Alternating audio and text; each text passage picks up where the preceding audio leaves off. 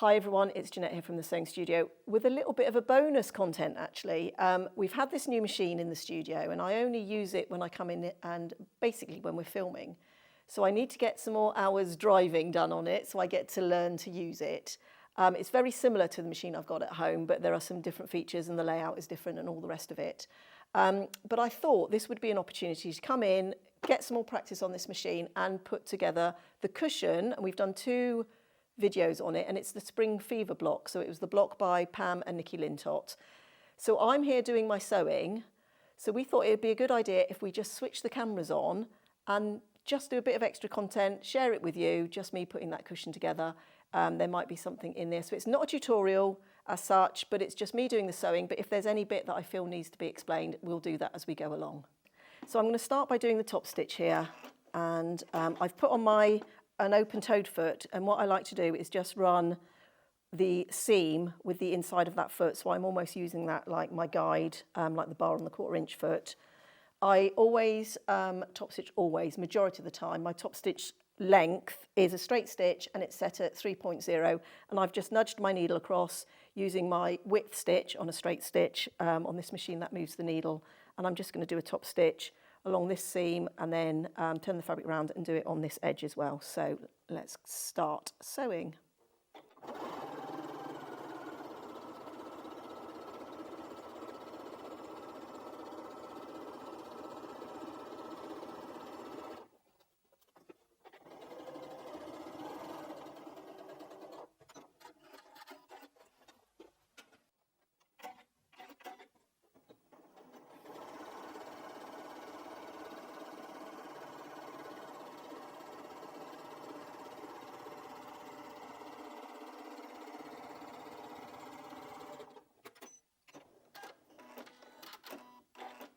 There we are. So you can just see there, by having that guide, it's allowed me to stay really nice and straight along those. So we've top stitched those two edges. Now this I'm going to turn into a button band. So the next bit is I need to put the buttonhole foot on, but actually I'm going to do a manual buttonhole. So the manual suggests that I leave this foot, which is the F foot, which is for sort of some of the fancy stitches and bits and pieces. So I'm going to leave that one on, but I'm going to go and get some test fabric and I'm going to try out a manual buttonhole because I'm going to put 2 buttons in. Let me just show you those actually. I've made life a little bit tricky for myself because I've self-covered some buttons, but they're quite large. They're 38 millimeters. And in the tutorial where we did use the buttonhole foot, where I was talking about doing this, I think I said that there is a sort of maximum size that buttonhole foot will go up to, and this exceeds that. So these are 38 millimeter self-covered buttons. So that's what that pack sort of looks like. And I've just covered them with some of the scraps of fabric that were left from the quilt block. So I need to do some manual buttonholes, which are going to be a bit big enough to fit these buttons. So I'm going to need to get set up for that now. So I've got everything laid out. We've done our top stitch, and this was oversized, this flap here. So I'm just going to trim it. And I've measured that cushion and it's 20 inches. So the easiest way here now is just to fold it. I've neatened one edge.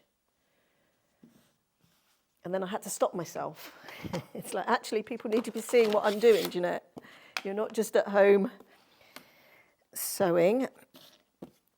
So I'm just going to measure it. Now, top tip, if you haven't got a ruler that's big enough, normally I quite often will put 2 rulers together, but that still doesn't give me my 20 inches. But we can, of course, use the ruler this way rather than the other way. So I'm going to measure my 20 inches, just checking, and just cut off, and then I can just move that ruler up.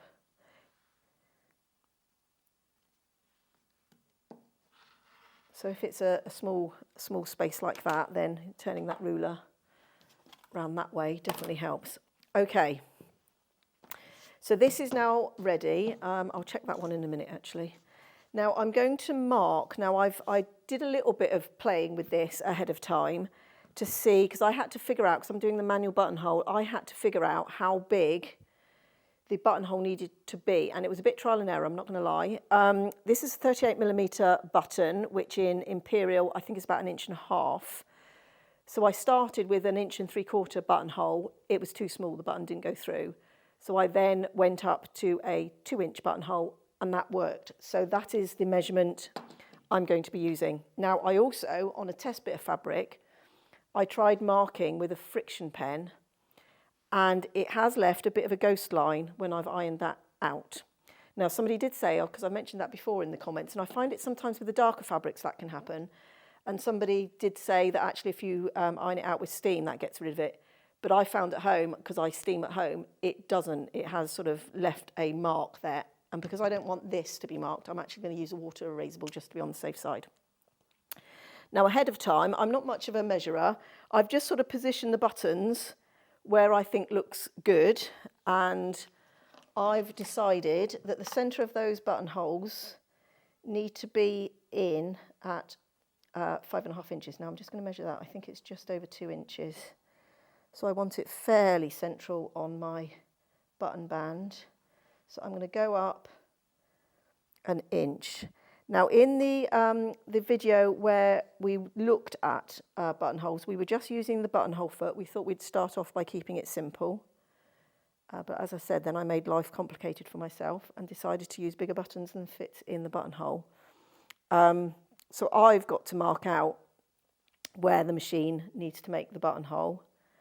So I'm going very central. Now, when we did the test one, if you remember, I'd folded it in half long ways, and we ran out of room even for a smaller button. So in that, because I was working on a thin bit of fabric, I folded it in half the other way to give me, and this is actually it, to give me a bit more room to work with.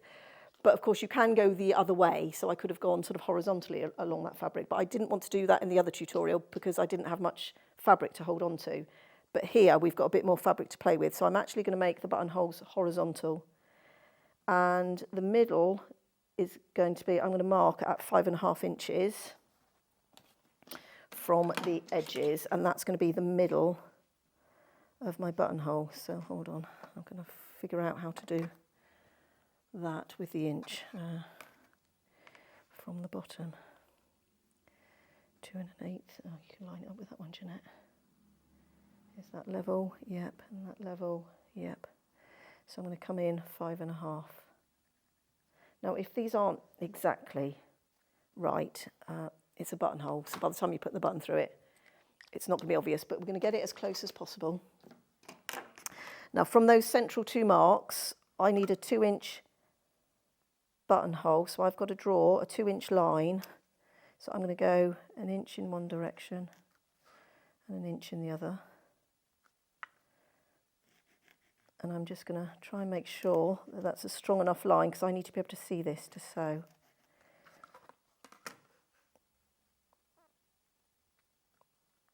And hopefully I've got that pretty level. So I'm just drawing a straight line so that my centre mark, I've got 1 inch either side of that. And then at the top and the bottom of these, I'm going to do another little straight line because I need to see where I need to stop the buttonhole. So basically I'm drawing like a capital I on the fabric.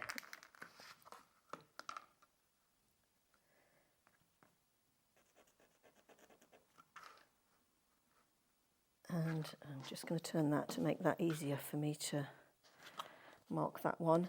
So it isn't really difficult, you just have to spend a bit more time doing some preparation. And I think it's why they suggest using the F foot, because you've got more visibility.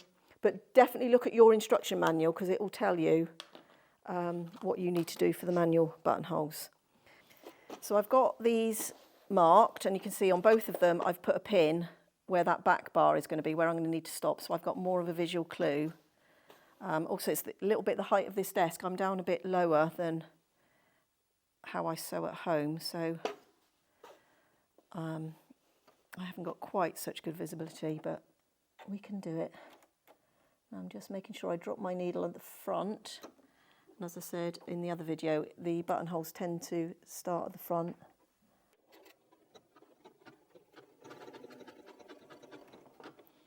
Now, I will just say as well, I've got a little red arrow in the centre of that foot, and that's what I'm making sure stays on that drawn line.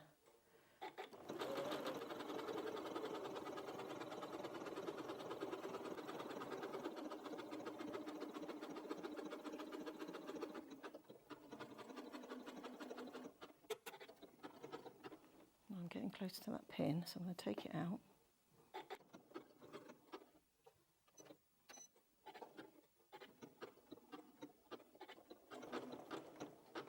Now, for some reason, that didn't do my turn. Yeah, that has.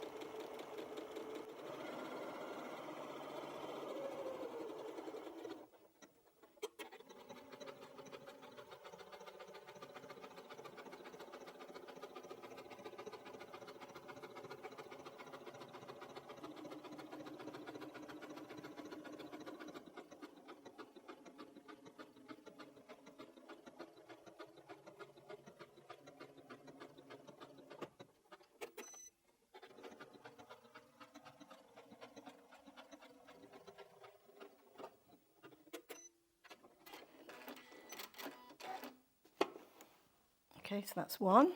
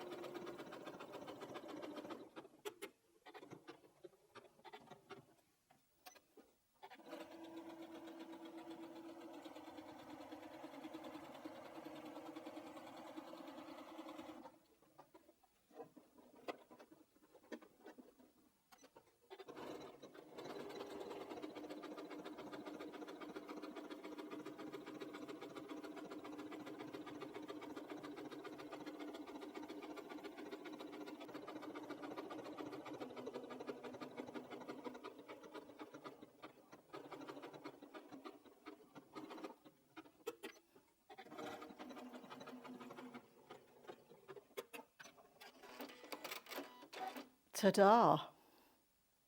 I'm happy with that. It's not perfect, but by the time I put the slit in, nobody's ever going to know. We're going to call that good. So I'm just going to, actually I'm going to get a bit of a thicker needle than that one, or pin. I'm just going to put a little pin behind there and get my little seam ripper, and I'm just going to carefully, fingers crossed this is the right size.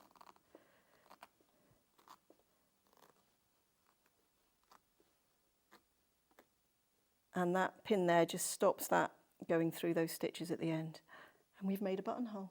Now you can see here I didn't quite start and stop on my mark, but I think we're close enough. So I'm going to put my pin there. And we're just going to put the seam ripper in and carefully just cut through that fabric, and that pin stops that sharp edge going through the stitches at the back. There we are, and there's our two buttonholes. Thank you, little machine, or big machine.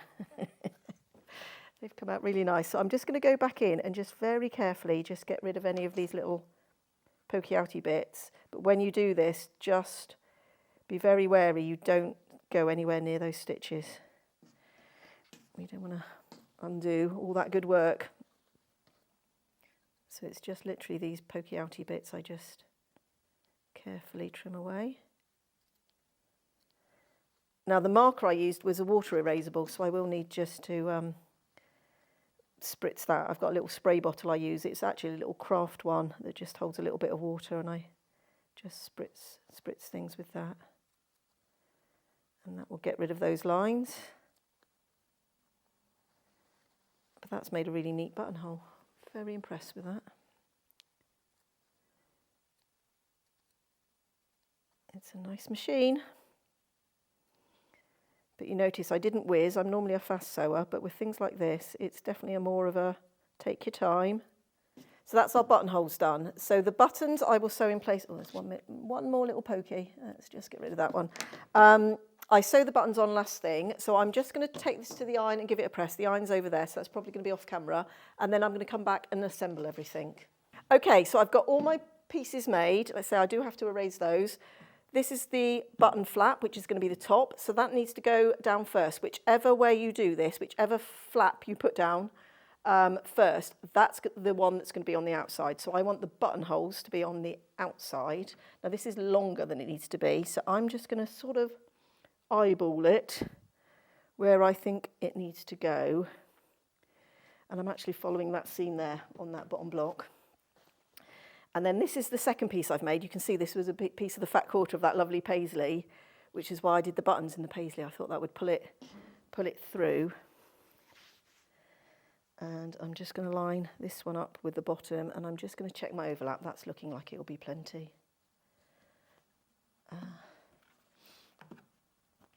Just to say, you don't want too much of an overlap sometimes, because then it's sometimes hard to actually get your cushion in and out if it's too deep. But I think that's looking way more than 4 inches. That's probably more like 5. But I'm sort of happy with that. It's a big cushion. I think it can take it. So that's going to the flap that the button's going to get sewn onto. That's going to be the flap that's underneath once we've sewn it all the way round. So I'm going to pin like crazy. And then I'm going to flip it over, because I'm actually probably going to sew it from the other side, because I can see a bit better. No, actually, before I do that, let's scooch that over. Line that up a bit better, Jeanette. There we are. So I'm just going to make sure I put these pins in, but I'm going to make sure they're well away from the edges. This really is just to secure these down.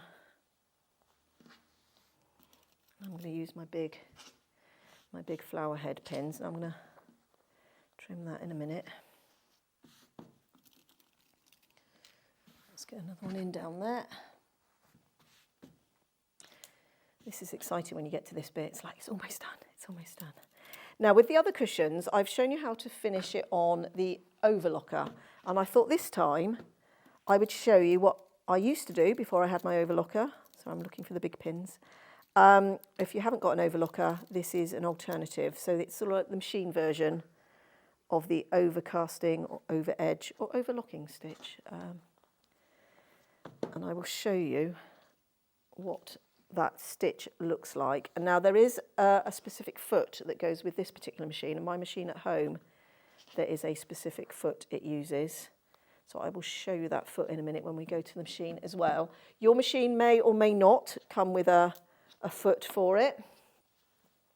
It may have the stitch, it may not have the stitch. If you don't have the stitch, you can just use a small zigzag to do the overcasting, but I'm going to actually go round the cushion twice, once with a 1/4 inch seam, and then again just to finish the edges, because, you know, with a cushion it is likely to be one of those projects that goes in and out the wash. So we want nice strong seams, and also we want it to be nice and finished on the inside. So that's my little bit of scrap that I can put there.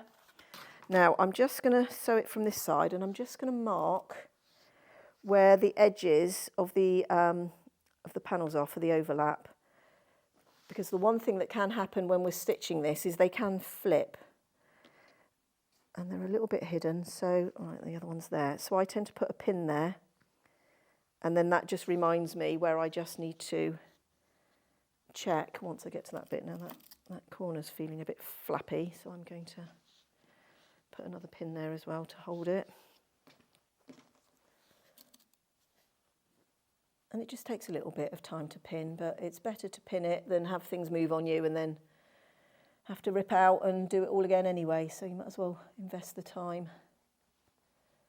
Now is there any other bit? Yeah, that's looking a bit loose. This is quite a large cushion. It's a 20-inch cushion, so I'm just going to put a few more pins around the outside. This is a girl that doesn't pin. I like to think I pin where it's needed.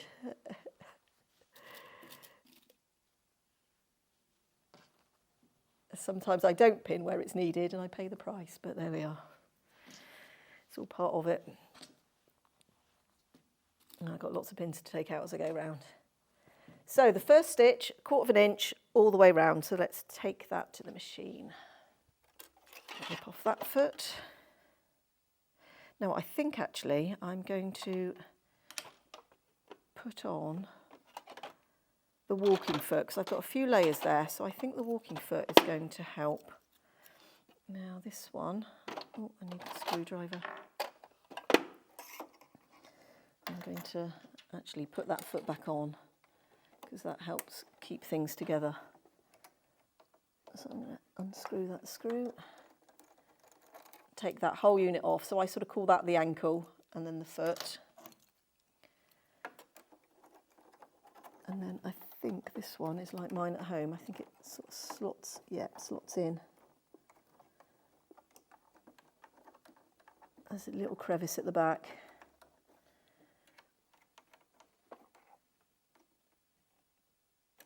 There we are. So that's the walking foot. Well, actually dual feed. This is a dual feed foot. Now I'm going to come out of buttonhole settings and go into my straight stitch. Now I'm just being very careful because this is a foot that has not got a gap there. There's only a couple of small holes for that needle to go, and I need to move my needle. I think that's my 1/4 inch there. So before I put it anywhere near my project, I'm just going to get my little scrap piece just to make sure I'm happy with where that's going. So you can see, guys, this is definitely real life sewing. Yeah, and I'm just turning that a few times manually.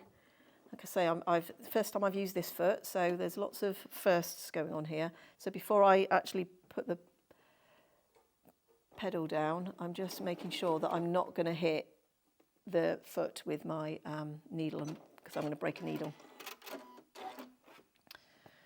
So wish me luck. This is the first time using this foot. Yeah.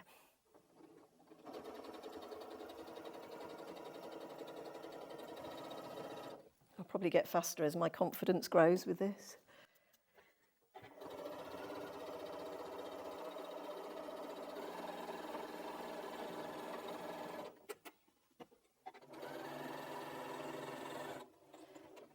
Now I'm actually going to sort of go back and come forward again on that.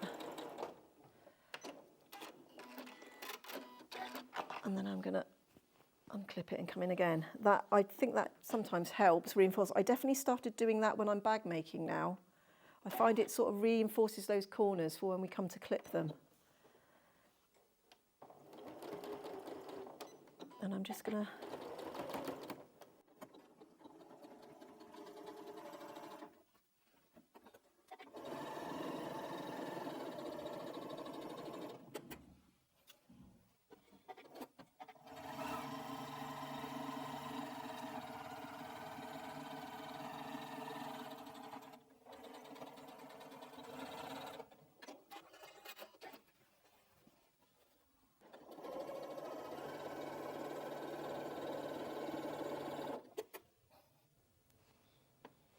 no, I think I just whizzed over the overlap there, so we'll check that in a minute that I haven't flipped anything.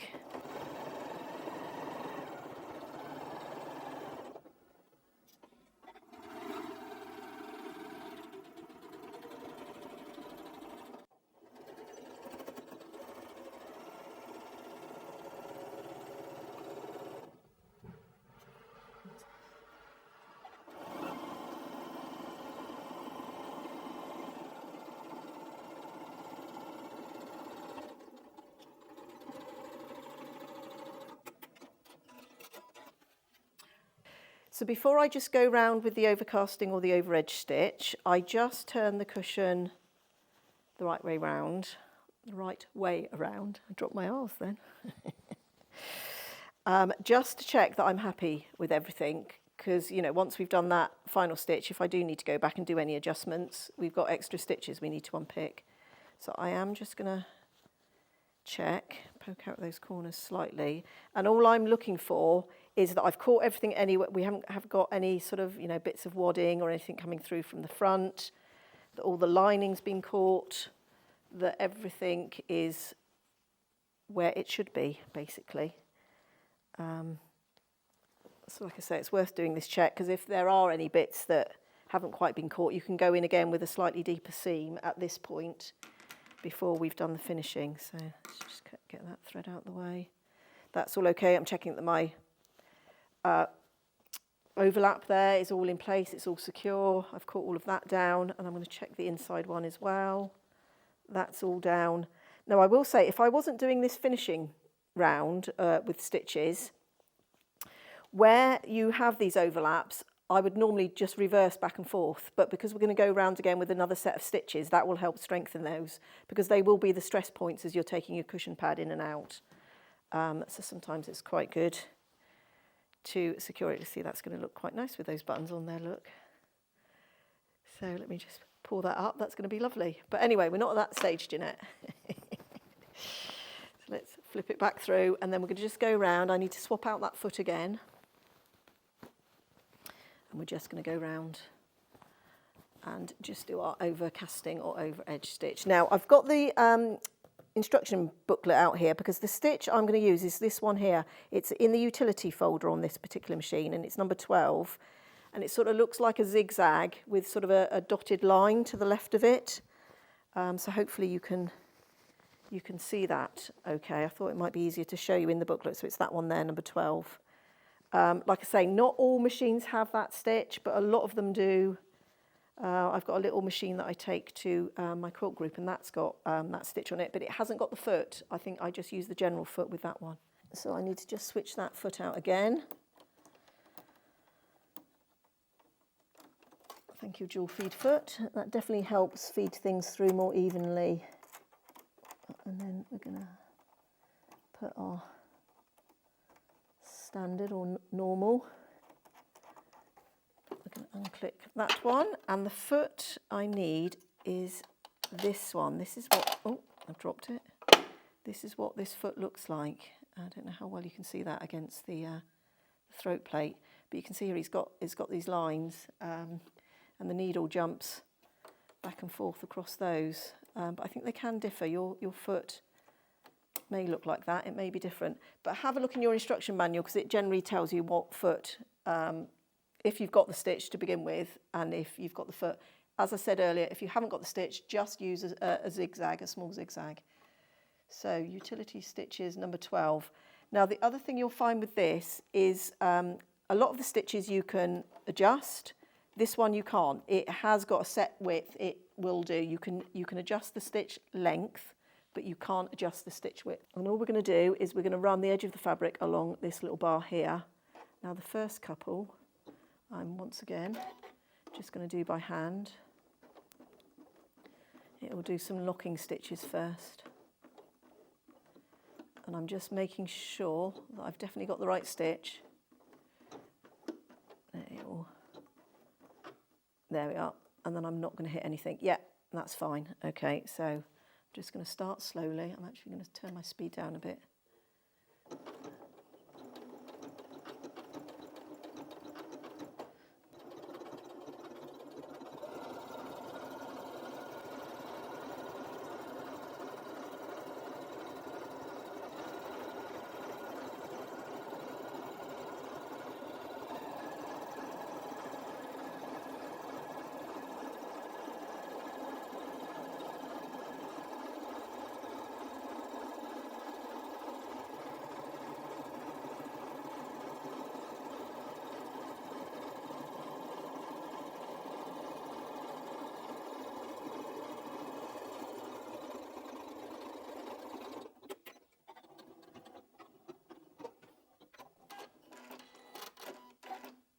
Now I'm just going to take that out of the machine so you can see there, that's what that stitch looks like. So it's like an overlock stitch, but the sewing machine. Now this is going to take a little while, but I'm just going to keep going round the other three sides. So there's the cushion, all done. I should say thanks to Pam and Nikki for this lovely block, really lovely block. Lovely 20-inch cushion. There's our nice button back, but say that works well just as an envelope back, but it's going to look even better once we get those buttons on there.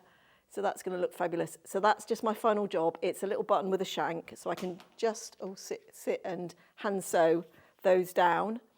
So there was a bit of me just doing some sewing, inviting you along to come and sort of share that with me.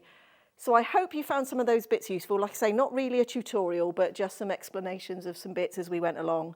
We thought we might as well just use the opportunity to do that and put the cameras on and film me doing a bit of sewing. Film me in my happy place. So thank you ever so much, and we'll see you again here next time in the sewing studio.